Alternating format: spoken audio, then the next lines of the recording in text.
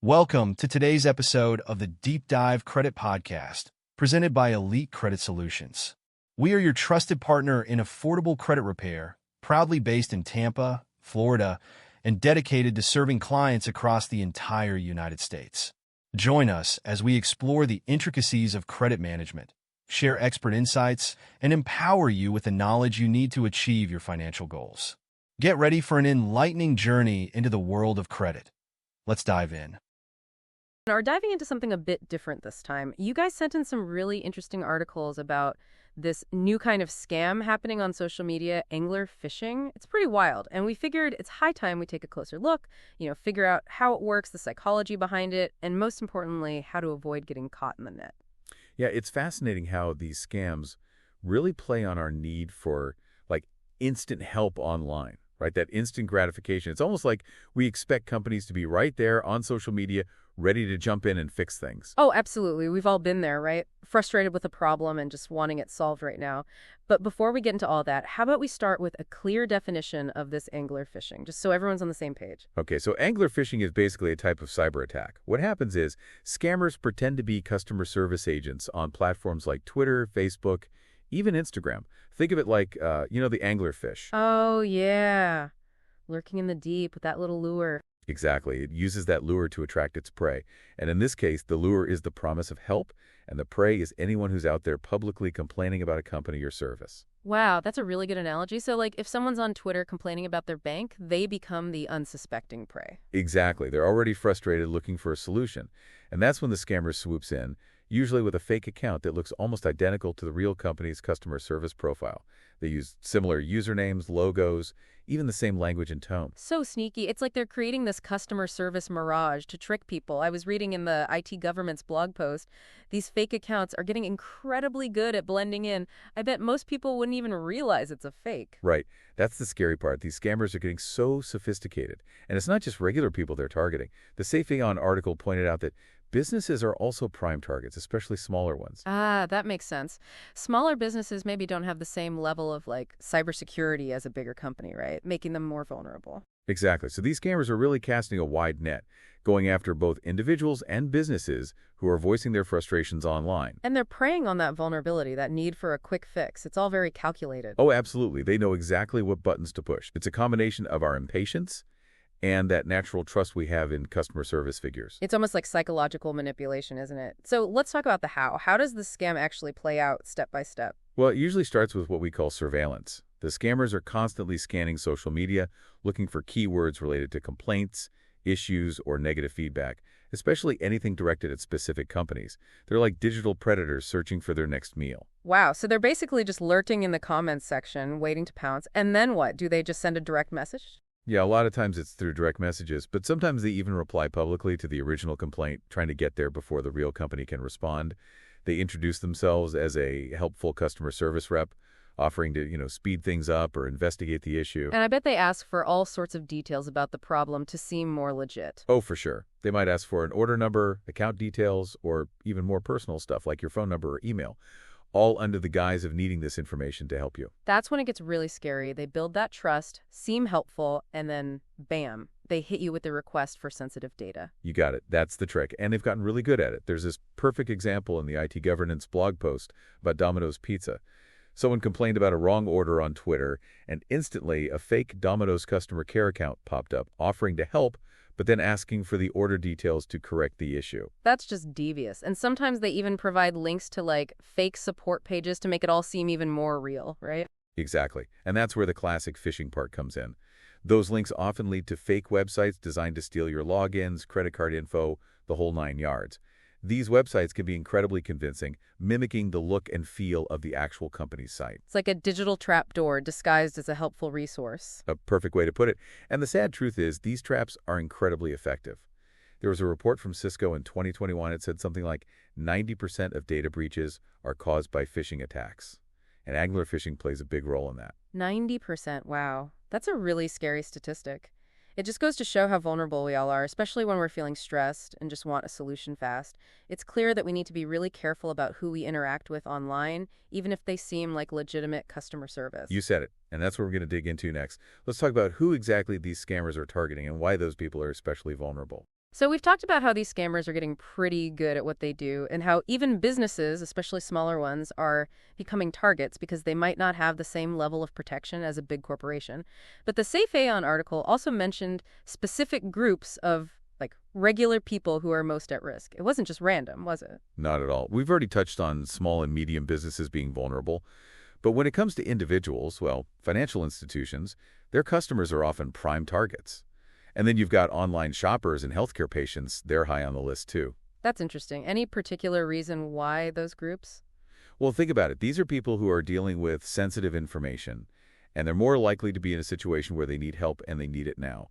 Let's say someone's had their credit card compromised, right? They might be, frantically trying to contact their bank online, which makes them much more likely to fall for a scammer pretending to be a bank representative. Oh, I see. They're stressed. They're vulnerable.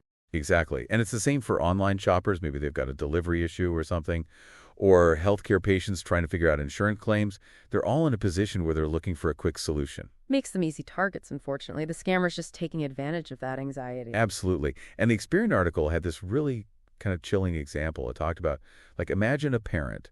Their child needs a prescription refill. They're desperately trying to get in touch with their insurance company online. And suddenly a message pops up, looks like it's from the insurance company offering to help, speed up the refill process. The parent's relieved, clicks the link, thinking they've found a solution, but they've actually just given their information to a scammer. Oh, wow. Yeah, that's a scary thought. I can definitely see how that could happen to anyone. It's like they're playing on our emotions. They are. It's all very calculated, which is why it's so important to know about these tactics. It's the first step to protecting ourselves. So maybe we can shift gears a bit now and talk about how to avoid falling prey to these digital anglerfish. Yeah, let's get into that. What are the best ways to spot these fake accounts and avoid getting hooked? Well, the number one tip is to verify, verify, verify. Never just take an account at face value, especially if they're reaching out to you first. The Safe Aeon article was very clear about this. Always double-check before you interact or share any information. Okay, makes sense. But how do we actually go about verifying? First, look for that blue check mark, that little blue symbol. That means the account's been verified by the platform itself. It's not a foolproof system, but it's a good place to start. But couldn't scammers, fake that too? Create a fake account with a check mark? They can try, and sometimes they succeed, especially on platforms where the verification process isn't as rigorous, which is why you can't just stop at the check mark. So what else should we be looking at? Take a look at the follower count. Do they have a lot of followers? Are those followers real accounts? And check the account's history. Have they been interacting with other users, answering questions? If an account seems to have popped up overnight with, no activity, that's a huge red flag. So we got to be a little bit like digital detectives, right? Examine the evidence before we engage. What about contacting the company directly? Is that a good idea? Absolutely. Actually, the Safe Aeon article suggested that instead of waiting for a company to find your complaint, go ahead and tag their official support account in your post. That way you're initiating the contact, and it reduces the risk of a scammer intercepting you. Smart. That takes away their opportunity. And the Experience article also talked about using the company's official contact channels. So if you need help, go straight to their website or app, find the real contact info. Yeah, don't rely on any contact info that comes to you unsolicited, because that could easily be fake. Good point. And while we're on the topic of things to avoid, we have to talk about suspicious links. You're telling me? That's classic phishing 101. The NordVPN article highlighted this big time. Scammers love to use those bad links to send you to fake websites that'll steal your info. So even if it looks like it's coming from a real company, you don't know the sender, don't click it. Just don't. Yeah, don't click suspicious links. That's a golden rule for sure. But what if you accidentally hover over the link or even click on it without thinking? What should you do then? First of all, don't panic. If you just hovered over it, you're fine. But if you actually clicked it and you end up on a site that looks, off, close the window right away. And whatever you do, don't enter any personal information on a website you're not sure about. So hit the eject button as soon as you realize you might be in trouble. That's it. And here's another tip. Before you click anything, hover your mouse over the link to see the full URL. That can often tell you if it's legit or not. Oh, good tip. It's like taking a peek behind the curtain before you walk through. Is there anything else we can do to be proactive, to protect ourselves? Definitely.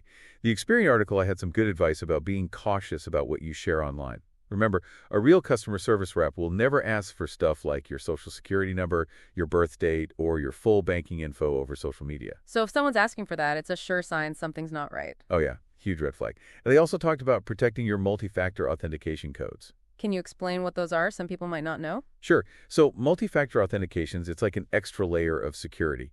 When you log in, you need a special code that's sent to your phone or email, on top of your password. So even if a hacker gets your password, they still can't get in. It's like double locking your door. But how does this tie into angler phishing? Well, the scammer might try to trick you into giving them that code by saying they need to verify your identity or something like, "We detected suspicious activity. Please give us the code sent to your phone." Don't ever give those codes out to someone who contacts you first. Real companies would never ask for that. Okay, so guard your codes with your life. Got it. You got it?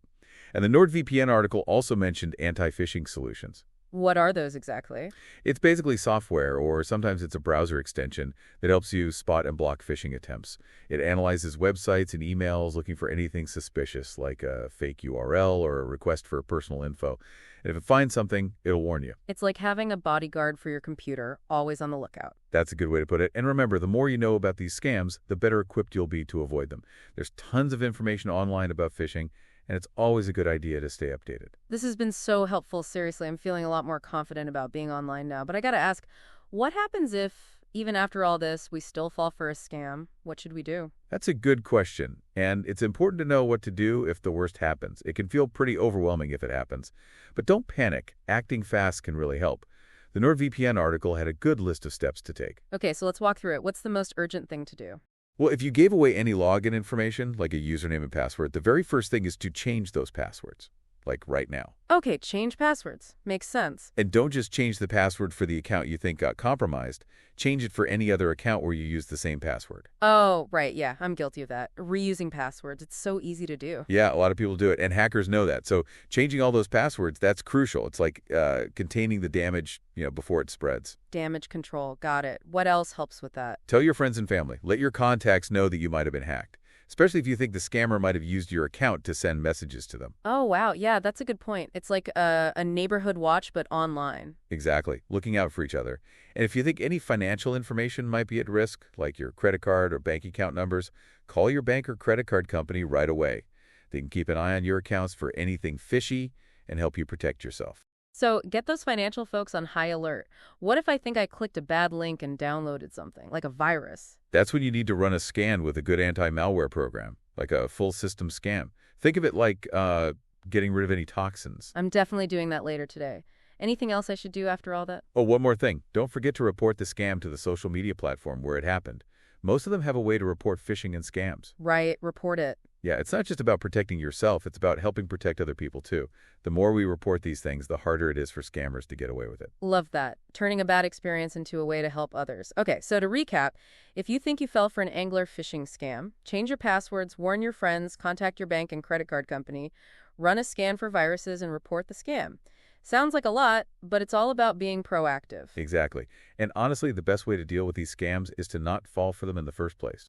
True. Prevention is key, and we've talked about a lot of great tips today.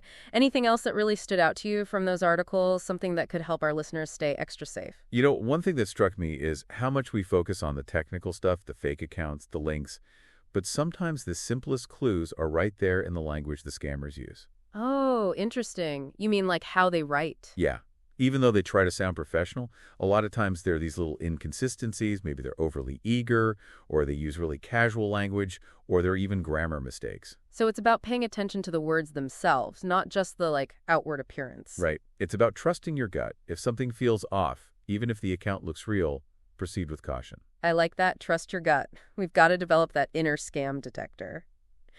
Well, this has been such an eye-opening look at angler phishing. I feel like I've learned so much, and I hope our listeners do too. Thank you so much for joining us today and sharing your expertise. This is important stuff, and it's great to be able to talk about it.